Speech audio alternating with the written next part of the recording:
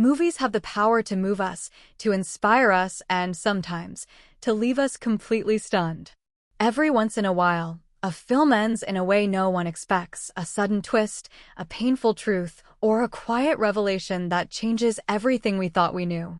These are the moments that make theaters fall silent, when the screen fades to black and the audience can't even breathe. In this video, we'll explore 10 movie endings that shocked the world, finales so unforgettable they turned simple stories into cinematic legends.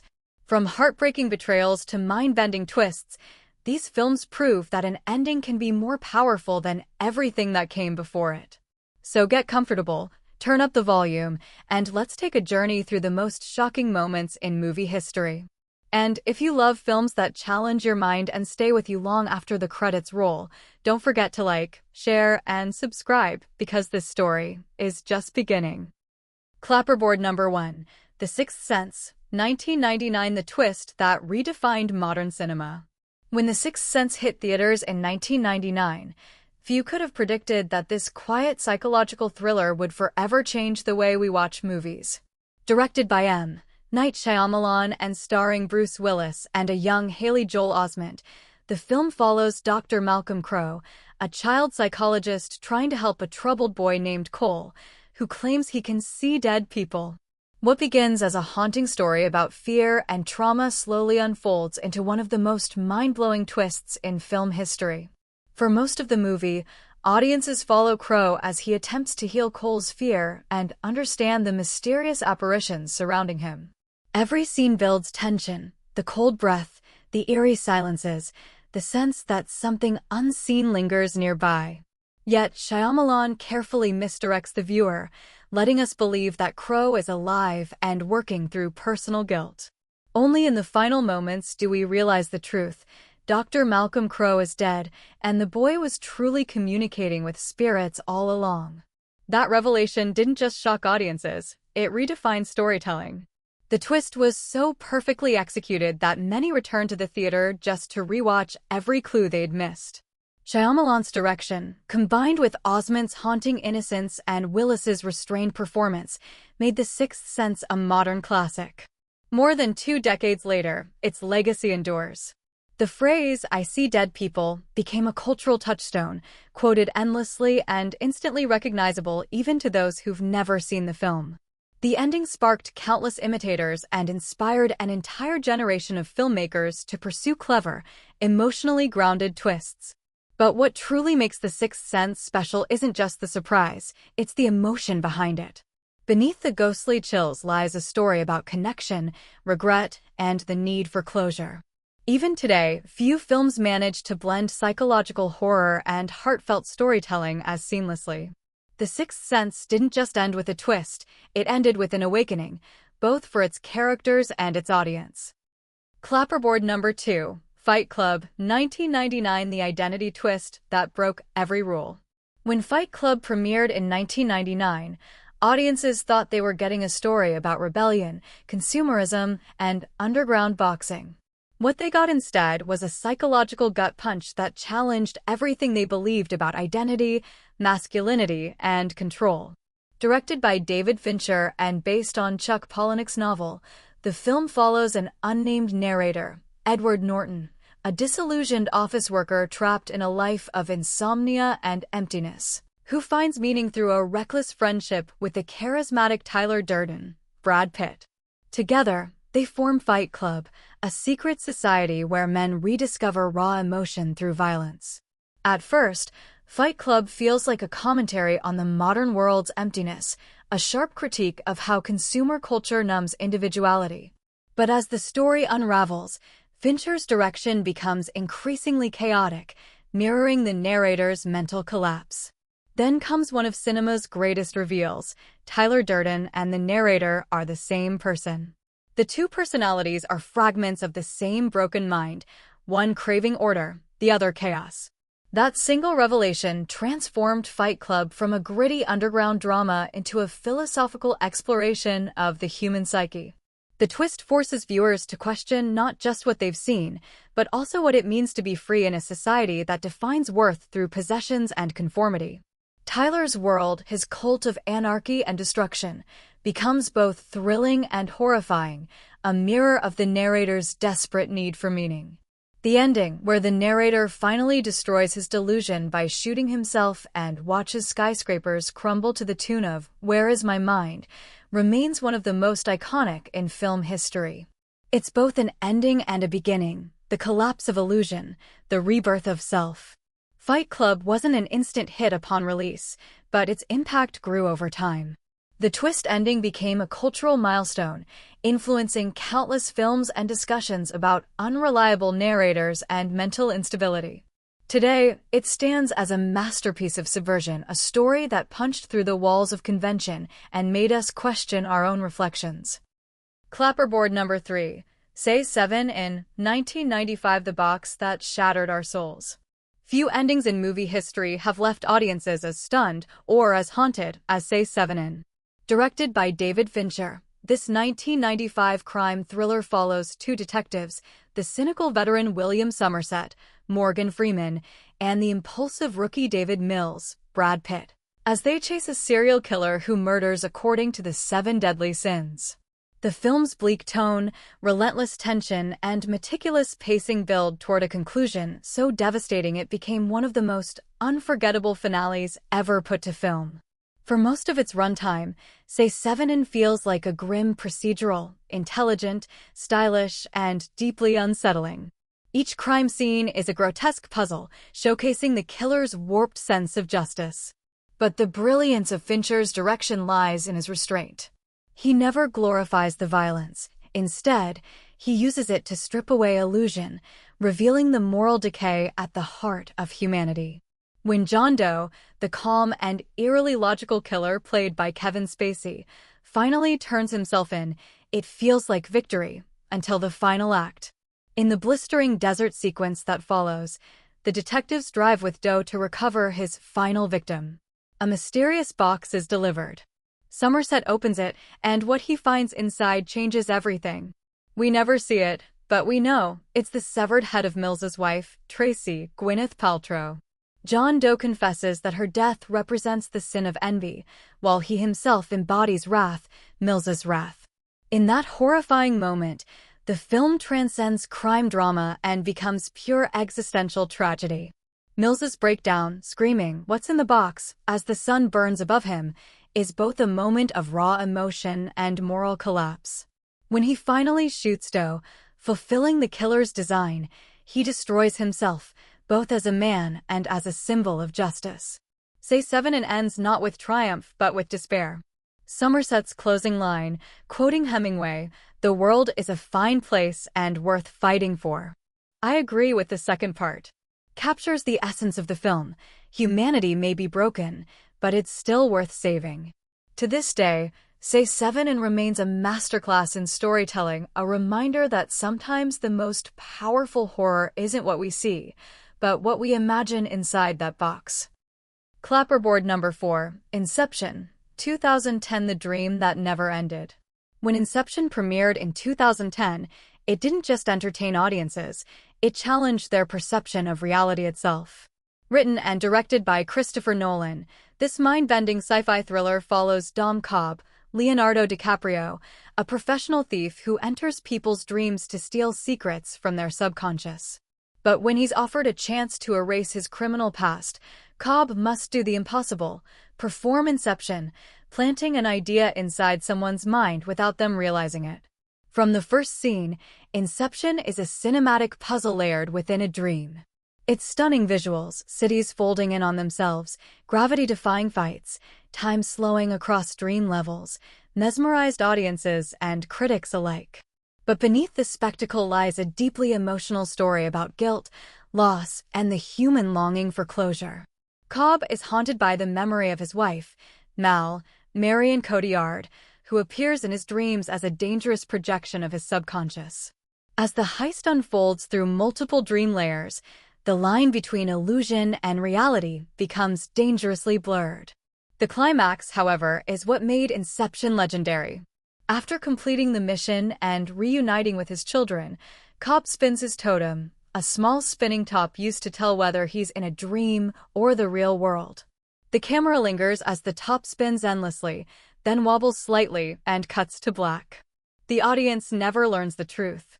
Is Cobb still dreaming, or has he finally returned to reality? That single cut sparked global debate. It wasn't just an ending, it was an invitation. Nolan's genius lies in how he turned the question back on us. Does it really matter if it's real, as long as Cobb believes it is? For some, the ending represents hope and redemption. For others, eternal entrapment in illusion. More than a decade later, Inception continues to be dissected, analyzed, and celebrated. Its ending didn't shock with violence or tragedy, but with ambiguity, a perfect metaphor for the film's message that reality is what we choose to believe. As the screen faded to black, the world sat in silence, waiting for the top to fall and realizing that maybe it never will. Clapperboard number 5, The Usual Suspects, 1995, the greatest trick ever pulled. When The Usual Suspects was released in 1995, few expected it to become one of the most legendary crime thrillers ever made. Directed by Bryan Singer and written by Christopher McQuarrie, the film begins with a familiar setup: 5 criminals brought together in a police lineup for a crime none of them committed. But what starts as a gritty noir tale slowly transforms into one of cinema's most masterful games of deception. The story unfolds through the eyes of Verbal Kint, Kevin Spacey, a timid, seemingly harmless con artist who recounts to a detective how a mysterious figure named Kaiser Soze manipulated the group into pulling off a deadly heist. As Verbal spins his tale, we meet unforgettable characters: Dean Keaton, the ex-cop turned criminal, Fenster and McManus, the loudmouth duo, and Hockney, the hardened veteran. Each twist deepens the mystery surrounding Soze, a criminal mastermind so feared that his name alone inspires terror. Throughout the interrogation, Detective Cugin, Chaz Palminteri, becomes obsessed with uncovering the truth about Soze. Verbal insists he's just a small player, a survivor of something much larger. But the film's brilliance lies in how it hides the truth in plain sight. Every scene, every line of dialogue, is a clue disguised as misdirection. Then comes the final reveal, a cinematic gut punch that redefined storytelling. As Verbal leaves the police station, Cugin looks around the room and suddenly realizes the horrifying truth. Verbal's entire story was fabricated, pieced together from random words and pictures on the detective's bulletin board. Outside, Verbal's limp vanishes. He lights a cigarette, walks with newfound confidence, and disappears into the crowd. Verbal Kint was Kaiser Soze all along. That ending didn't just surprise audiences, it stunned them into silence. It forced viewers to question everything they'd just seen, turning the entire film into an elaborate illusion. The twist wasn't just clever, it was art. It rewarded close attention while proving how easily perception can be manipulated by storytelling itself. The Usual Suspects remains one of the most brilliant examples of narrative deceit ever crafted. Its ending taught filmmakers that sometimes the most powerful weapon in cinema isn't action or dialogue, it's revelation. Clapperboard number 6, Gone Girl, 2014, The Perfect Marriage. That wasn't. When Gone Girl hit theaters in 2014, it redefined the psychological thriller for a new generation. Directed by David Fincher and based on Gillian Flynn's best-selling novel, the film begins like a typical mystery. A woman named Amy Dunn, Rosamund Pike, goes missing on her 5th wedding anniversary, and her husband Nick, Ben Affleck, becomes the prime suspect. But as the story unfolds, it morphs into something far darker, a disturbing exploration of marriage, media manipulation, and the masks people wear to survive. At first, audiences are led to believe that Nick might have murdered his wife. The clues seem undeniable: his detached behavior, hidden secrets, and a trail of evidence pointing straight at him. The press turns him into a national villain. Yet midway through the film, the story takes a shocking turn. Amy is alive. She staged her own disappearance, meticulously framing Nick as revenge for his infidelity. It's not just a twist, it's a revelation that flips the entire narrative upside down. Through Amy's chilling narration, we learn how she orchestrated everything, faked her death, planted evidence, and manipulated public sympathy. Rosamund Pike's performance is magnetic, calm, intelligent, and terrifyingly controlled. She embodies the cool girl persona society expects women to be, only to weaponize it in the most brutal way imaginable. Fincher turns Amy's revenge into a mirror reflecting modern relationships, where love and resentment can coexist until they destroy everything. The film's ending is as haunting as its twist. After Amy returns home under the guise of being rescued, Nick discovers her deception, but he's trapped. Amy claims she's pregnant, forcing him to stay with her to preserve their public image. Their marriage becomes a living nightmare, two people bound by lies, performing happiness for the world while privately despising each other. Gone Girl doesn't end with resolution, it ends with suffocation. Fincher refuses to offer justice or closure. Instead, he leaves us with a question: how well do we ever truly know the people we love? Its finale shocked not because of blood or violence, but because of how disturbingly real it felt. Gone Girl exposed the dark psychology of relationships and the terrifying power of control. It wasn't a love story, it was a war with no survivors. Clapperboard number 7, Shutter Island, 2010. The truth that drove a man mad. When Shutter Island was released in 2010, audiences expected a stylish psychological thriller, and that's exactly what director Martin Scorsese delivered. But beneath its noir surface, the film hides a devastating truth that transforms everything you think you know. Starring Leonardo DiCaprio as U.S. Marshal Teddy Daniels, the movie follows his investigation into the disappearance of a patient from a remote mental asylum on an isolated island. The stormy atmosphere, the eerie music, and the uneasy performances all build toward one of the most haunting twists in modern cinema. From the start, Shutter Island is designed to disorient. Teddy and his partner Chuck, Mark Ruffalo, arrive at the asylum to question doctors and patients, uncovering hints of dark experiments and government secrets. Teddy is tormented by visions of his dead wife, Dolores, and the man who murdered her. His paranoia deepens, and the island itself begins to feel like a trap, a place where truth dissolves into madness. As the story unfolds, the audience becomes just as confused as Teddy. Is this a conspiracy? A cover-up? Or something far worse? Then, in a masterfully executed twist, Scorsese pulls the rug out from under us. Teddy Daniels isn't a U.S. Marshal at all. He's Andrew Leddy's, a patient at the asylum, committed after murdering his manic-depressive wife when she drowned their children. The entire investigation was a role-play therapy experiment designed to bring him back to reality. That revelation hits like a shockwave. Everything we've seen, every clue, every suspicion, suddenly takes on new meaning. The gunfights, the chase scenes, the hallucinations, all were projections of Andrew's fractured mind. Yet what makes the ending unforgettable isn't the reveal itself, but what comes after. When Andrew appears to regain clarity, he delivers one final, chilling line. Which would be worse, to live as a monster or to die as a good man?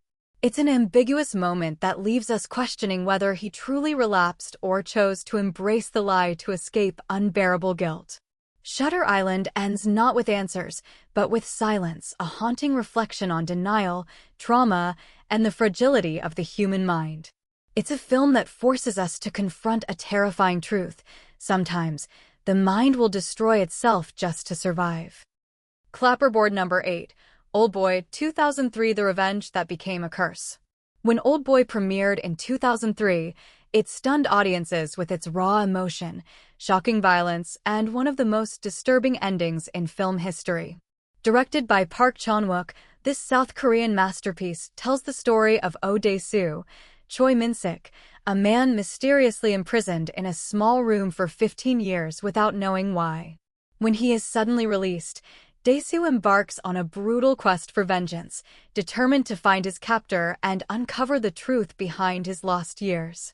What begins as a straightforward revenge thriller soon transforms into something much darker and more psychological. Dae-soo's journey is relentless. He fights his way through gangsters, uncovers clues about his past, and falls in love with a young woman named Mi-do, who becomes his only source of comfort in a world that has forgotten him. The film's intensity, especially the iconic hallway fight scene shot in a single take, cements its reputation as one of the greatest action sequences ever filmed. But beneath the violence lies an intricate moral labyrinth. As Dae-soo closes in on his tormentor, Lee Woo-jin, Yoo-ji-tae, the horrifying truth finally unravels. This was never about revenge, it was about punishment. Woo-jin reveals that years ago, Dae-soo spread a rumor that destroyed his sister's life, leading to her death. His long imprisonment was vengeance, but the cruelest twist comes next. Woo-jin exposes that Mi-do, the woman Dae-soo has fallen in love with, is actually his daughter. Their relationship was manipulated by Woo-jin's elaborate plan, a symphony of psychological torture designed to break Dae-soo completely. That revelation shatters not just the protagonist, but the audience. In an act of unbearable guilt and despair, Dae-soo cuts out his own tongue, begging Woo-jin for mercy and trying to erase the truth from existence.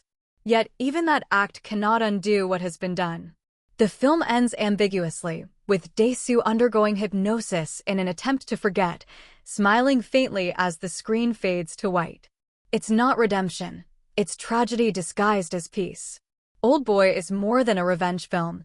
It's a meditation on memory, guilt, and the destructive nature of obsession. Its ending doesn't shock for shock's sake. It devastates because it exposes the darkest corners of the human soul.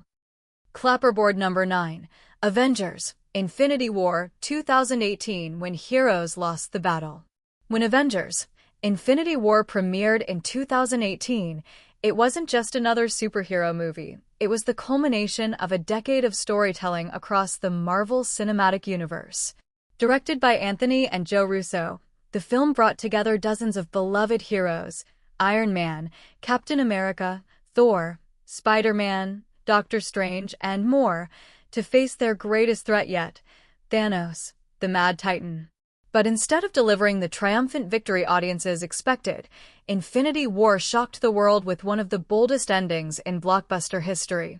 The film follows Thanos' ruthless mission to collect the 6 Infinity Stones, powerful artifacts that grant him control over the universe.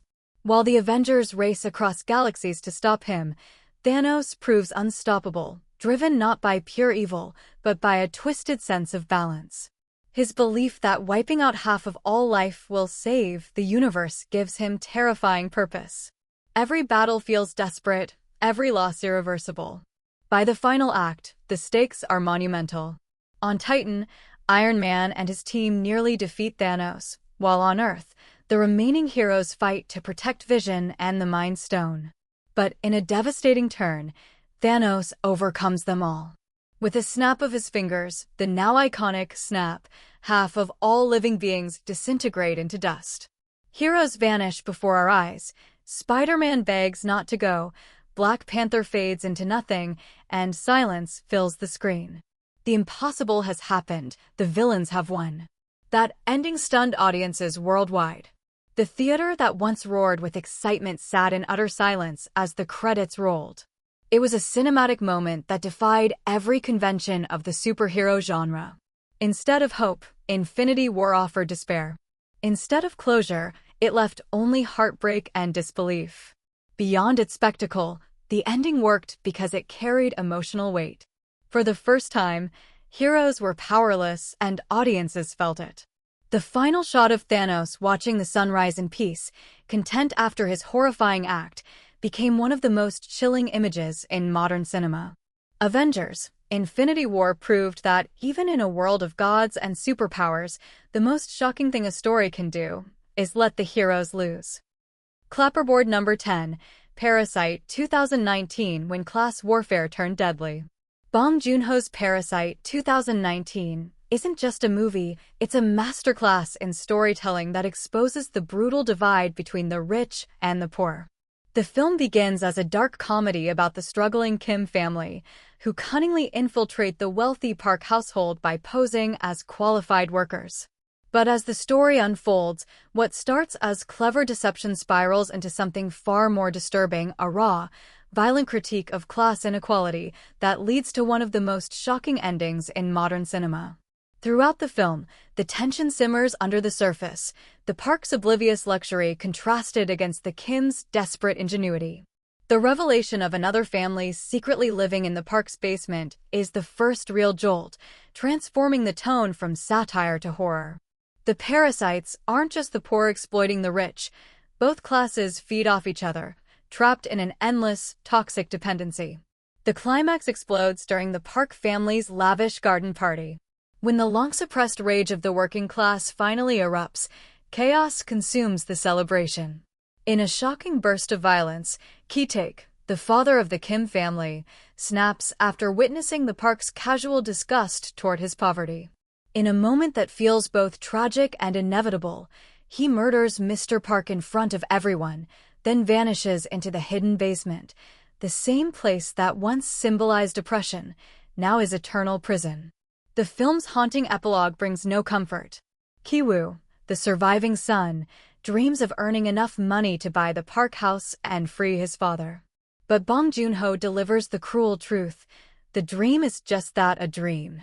The camera pans over the same cramped semi-basement apartment, reminding us that the cycle of inequality continues. The ending of Parasite left audiences worldwide speechless. It wasn't a twist for shock value, it was a mirror held up to society. The film forces us to confront a brutal question.